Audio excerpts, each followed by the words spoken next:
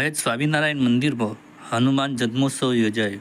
સાબરકાંઠા જિલ્લાના મોયત ગામમાં આવેલ સ્વામિનારાયણ મંદિરમાં હનુમાનજીનો જન્મોત્સવની ભવ્ય ઉજવણી કરવામાં આવી હતી. મંદિરમાં અન્નકૂટ ભરવામાં આવ્યો હતો તેમજ સત્સંગ બાદ આરતી ઉતારવામાં આવી હતી. ભાવિ ભક્તોએ દર્શનનો લાભ લીધો હતો. MTV news Sabarkantha.